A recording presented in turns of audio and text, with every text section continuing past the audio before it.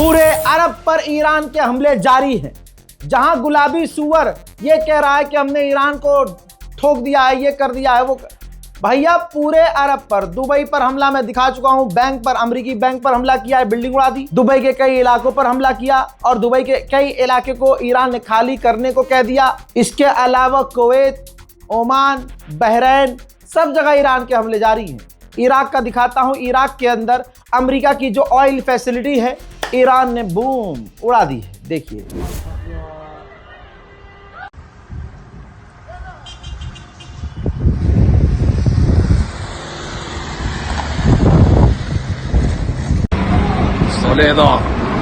अब देखिए कुवैत ने कंफर्म किया है, कुवैत ने भी कहा है कि ईरान ने हमारे यहाँ भी हमला किया है और हमारे 2 से 3 सैनिक घायल हैं।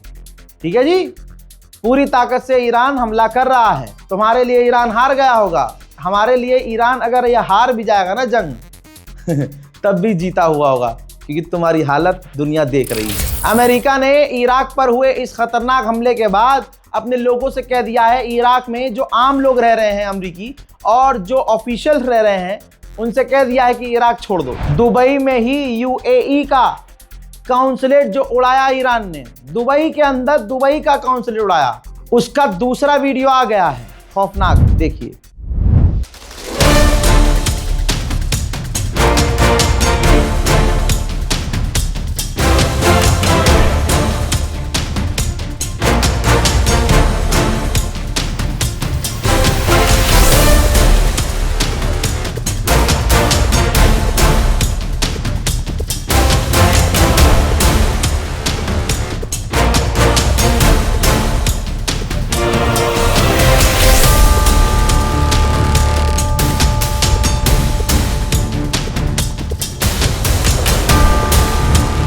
मेरे दोस्तों, इधर अब्बास अरागची का भी आप आदेश देख लीजिए। कहा है कि अमेरिका का जो अम्ब्रेला है, सिक्योरिटी अम्ब्रेला, उसमें छेद हो गया है, वो सेफ नहीं है। मैं तमाम अपने पड़ोस के अरब देशों के भाइयों से कहना चाहता हूं, आप अपने मुल्क से अमेरिकी और इजरायलियों को निकाल दीजिए, क्योंकि अब वो उनके लिए सेफ नहीं है। अमेरिका का एक और बहुत बड़ा अखबार है न्यूज़ वीक, क्या लिखा है इसने, फुल स्क्रीन पर देख लीजिए भाई। इन्होंने लिखा है कि इट्स कॉम्प्लिकेटेड, यानी अमेरिका की सुपर पावर नेवी के लिए काफ़ी मुश्किल होगा दोबारा स्ट्रेट ऑफ हॉर्मूज को खुलवाना।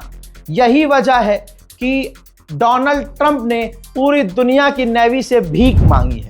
अमेरिका और इजराइल कह रहे हैं कि हमने ईरान की तमाम ताकतों को ख़त्म कर दिया है, लेकिन फिर ये क्या है, इजराइल ने कहा है कि हमारे फाइटर जेट को कई बार ईरान ने गिराने की कोशिश की है, लेकिन अभी भी हमारे फाइटर जेट सही सलामत हैं। तो अगर सामने वाला कोशिश कर रहा है, यानी अगर वो गोली चला रहा है, तो सालों उनके पास गोली है ना। फिर तुम कैसे कह रहे हो कि ईरान हार गया है, हमने उसकी डिफेंस कैपेबिलिटी, उनके अटैक कैपेबिलिटी ख़त्म कर दी है। अरे भैया, वो ईरान है, हैदर के लाल हैं, और तुम यहूदी हो। खैबर खैबर या सही, सुना, तुम्हारी माओ ने तुमको याद नहीं दिलाया, हम तुम्हें याद दिलाएंगे। CNN ने क्या लिखा है, दुनिया का सबसे बड़ा न्यूज़ चैनल क्या लिख रहा है, ये रहा।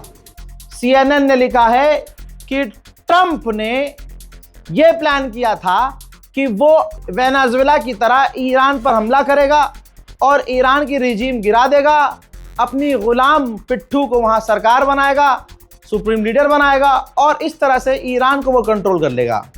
लेकिन ये पूरा प्लान फेल हो गया है, बल्कि ये हमला डोनाल्ड ट्रंप पर बैकफायर कर गया है और पूरी दुनिया की इकोनॉमी खतरे में पड़ गई है। हालत ट्रंप की इतनी खराब हो गई है कि वो इस जंग को धार्मिक जंग बताकर लोगों से कह रहा है, अमेरिकियों से, कि ये मजहबी जंग है, इस पर कुर्बान हो जाओ, इसके बाद जो है ऊपर वाला आएगा, तुमको शांति देगा। CNN ने लिखा है कि अमेरिकियों से ट्रंप कह रहा है कि इस जंग में कुर्बान हो जाओ, जबकि वो खुद, अमेरिकी खुद ये जंग नहीं चाहते। मजा आ जाएगा दोस्तों, दुआएं दीजिएगा, शेयर कीजिएगा इस वीडियो को। दोस्तों, ईरान के नेवल ऑफिसर, जो नेवी चीफ के कमांडर हैं, उन्होंने कहा, ये रही वीडियो, उन्होंने कहा कि अगर अमेरिका में जिगरा है तो पर्शियन गल्फ में आकर दिखाओ। भैया ईरान बहुत खतरनाक खेल रहा है, एकदम छठे गियर में। अमेरिका ने कहा कि हमने ईरान का ड्रोन कैरियर डुबा दिया है। सैटेलाइट इमेज में हमने पता लगाया तो दिख रहा है कि अभी वो ड्रोन कैरियर डूबा नहीं है, पानी के ऊपर है और अभी भी तैर रहा है।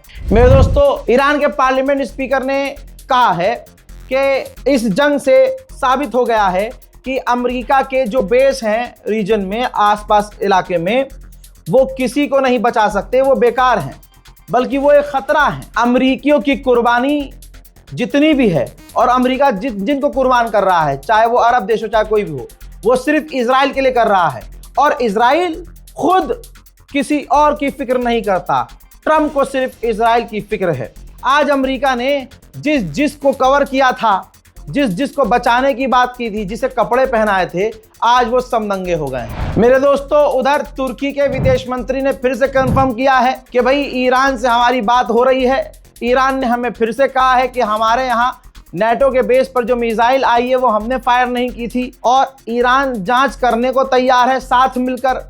ईरान हमारा भाई है, हम उनकी बात मान रहे हैं और सुन रहे हैं।